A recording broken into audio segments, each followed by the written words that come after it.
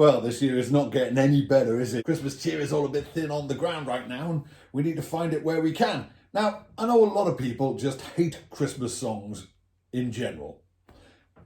My attitude to Christmas songs is pretty much the same as my attitude to all music. I like the good bits. So let's talk about some of the good bits. Here are my top 5 favourite Christmas songs. Number 5, IndulgiJubilo.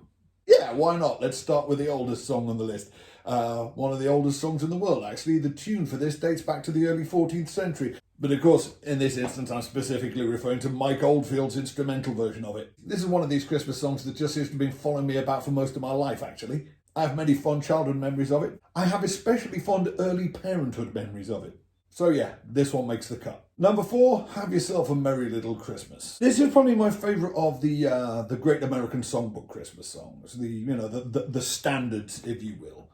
It's less of a dirge than White Christmas. It's less frantically heteronormative than It's Beginning to Look a Lot Like Christmas. But also kind of has hidden depths, this song, which are particularly appropriate this year. It's kind of poignant and wistful rather than celebratory, and it's always been so. I mean, I don't even particularly have a favourite version of this song. It has been done by pretty much everybody.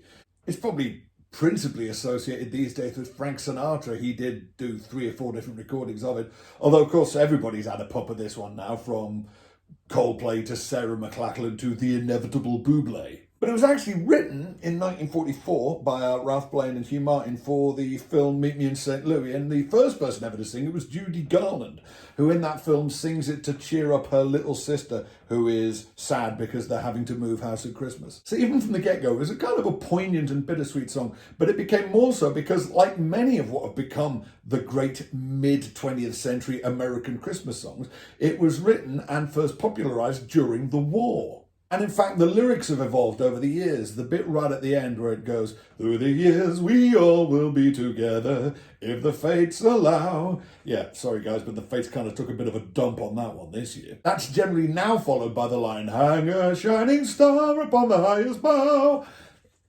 Initially, the line after that went, "Until then we'll have to muddle through somehow." So it was very specifically about trying to celebrate Christmas in the bad times and dreaming of the good times to come. I think one way or another we can all pretty much relate to that in 2020. Number 3, Santa Claus is Coming to Town, is specifically and only the live version performed by Bruce Springsteen and the E Street Band. Alright, here's the thing. I don't like this song. In fact, I really don't like this song. I think it's a horrible, creepy-ass song. The lyrics consist entirely of a series of threats issued to a presumably terrified child. All this song is actually saying is, "Shut up and behave yourself!" And the longer it goes on, the worse it gets. Try reading it out quietly in a deep, gravelly voice. It becomes the voiceover to a slasher movie trailer. "He sees you when you're sleeping. He knows when you're awake." But I love this version just because of how much fun Bruce and the band are having playing it. This was apparently recorded at a college gig at Christmas 1975, and let's face it, few people have quite as much fun at work as Bruce Springsteen. But even he has rarely had quite as much fun at work as he was obviously having at this Christmas gig in 1975. There's a bit towards the end where I think Clarence starts making ho-ho-ho noises, and Bruce audibly just cracks up laughing and hardly gets to the end of the song. It's so infectious, you can't not love it. Number 2, Fairy Tale of New York. A lot of you will be surprised this isn't number 1.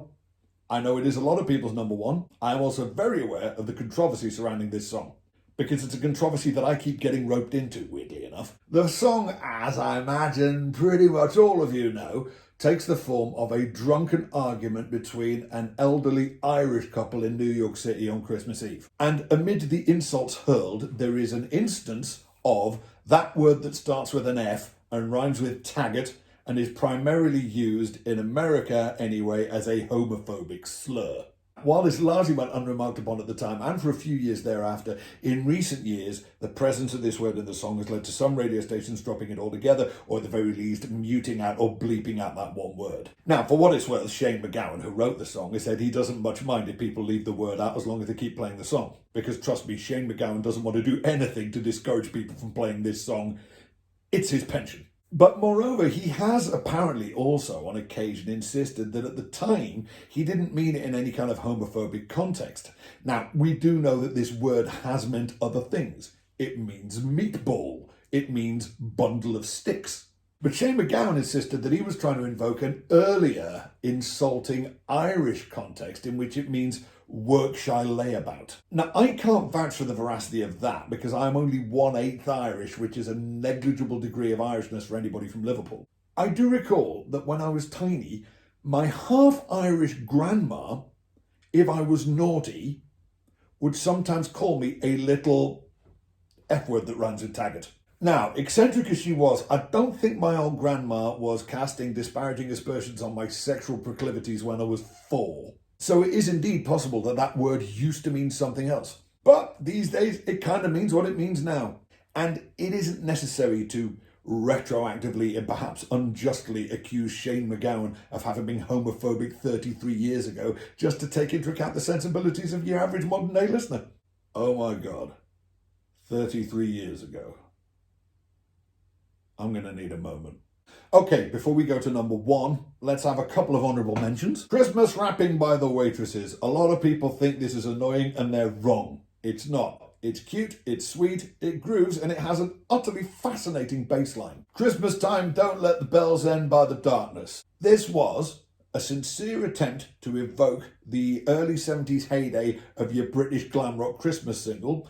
It was possibly the last really good Christmas song, and I think the moment it was deprived of the Christmas number 1 by that miserable ass cover of Mad World was the precise moment that I stopped giving a shit about the pop charts. Stop the Cavalry by Jonah Louie. An anti-nuclear war song becomes an accidental Christmas hit and provides somebody who certainly appears to be a decent bloke with a pretty good living for the rest of his life. Can't say further than that. And one dishonourable mention. Stay Another Day by E17. This is the worst Christmas song ever. And yes, I am including mistletoe and wine. Just about the only basis for claiming this is not the worst Christmas song ever is the fact that it isn't even really a Christmas song. It's just an incredibly dreary boy band ballad with a bunch of jingle bells stuck on the mix and they're all wearing white parkas in the video, so now it gets on heavy rotation every December. I really wish there was some way I could fit my radio with an East 17 filter. Anybody? All right. Before there was, are you Blur or are you Oasis? Before there was, are you Duran or are you Spandau? Admittedly, after there was, are you Beatles or are you Stones? There was, are you Wizard or are you Slade? Quick show of hands out there. Who out there is Wizard? You're wrong. All right. Not only is I Wish It Could Be Christmas Every Day the single stupidest sentiment ever expressed in a song, and it's expressed in quite a few songs while I'm here. Obviously, it's the entire basis of the Wizard song. It turns up in the Shakin' Stevens song. It turns up in the Queen song. And it's the worst idea ever. Why would you want it to be Christmas every day? If every day is Christmas, no day is Christmas. But you do kind of have to feel a bit sorry for Roy Wood because he went after the 1973 Christmas number 1 so damn hard, didn't he? He put everything in there. He put everything into I Wish It Could Be Christmas Every Day to try and make it the ultimate Christmas song. And that's what's wrong with it. There's just too much going on. That's actually a problem I have with a lot of Roy Wood stuff. There's just too much happening. The elements come at you so thick and fast, there's really nothing to seize onto. And that's why, for me, not only the winner of the 1973 race for Christmas number 1, which I think I can just about remember because I was nearly 4 at the time, but also the best Christmas song ever is Merry Xmas Everybody by Slade. First of all, because it's actually quite unusual as Christmas songs go. It isn't constructed like your average Christmas song. It isn't produced like your average Christmas song. There are no sleigh bells on this record. That's almost unique in a Christmas hit. Seriously, have a listen. Pretty much every Christmas song has that shling, shling, shling, shling jingle bells noise on it somewhere. Not on this. Possibly because it was never intended to be a Christmas song. It was actually a leftover song from the band's previous incarnation, which was a psychedelia band called the In-Betweens, called Buy Me a Rocking Chair. But Slade's manager, Chaz Chandler, pointed out to them in the summer of 1973 that they could really do with having a Christmas hit and told them to write a Christmas hit. And they recycled this old song of Nods and turned it into Merry Christmas Everybody. It was recorded on the hottest day of the summer of 1973 in New York. So it's odd to think that not only are they not making a typical Christmas song, but they're pissing sweat while they're doing it. But it's actually musically more interesting than it's generally given credit for. There's some genuinely interesting chord changes, particularly in the chorus. That B minor, B flat shift. But on a purely personal level, this is the song which more than any other song ever has or ever will evokes my childhood memories of Christmas. And that really is what we're all looking for at Christmas, isn't it? Those of us who are lucky enough to have had happy Christmases when we were a kid, and I know that's not everybody, what we're looking for with Christmas songs and kind of Christmas stuff in general is triggers for those happy Christmas memories of childhood. And this song consists entirely of those triggers for me. Everything from that opening B-flat descender on the harmonium all the way up to Nod just screaming the words, "It's Christmas" at the top of his lungs over the last chorus. And lyrically, it absolutely describes what I guess is an archetypal 1970s family Christmas, but it was absolutely my 1970s family Christmas. That bit about, does your granny always tell you the old songs are the best? Is she up and rock and rolling with the rest? Yup, that happened. So that's why it'll always be my favourite Christmas song. Okay, which ones did I miss? I'm sure a lot of you have spent the whole of this video going, come on, what about? Okay, if you've got a what about, let's have your what abouts in the comments. And in the meantime, I do hope you all have as merry a Christmas as you are able to cobble together in these ridiculous times we live in. So, Merry Christmas if Christmas is a thing you do. If you do something else, have a merry one of those. And if you're not planning on doing anything, have a great time doing that. See you soon. This video was made possible by the supporters of my Patreon project, who help me make fun things while receiving great perks and rewards. If you enjoyed it, why not follow the link and join us?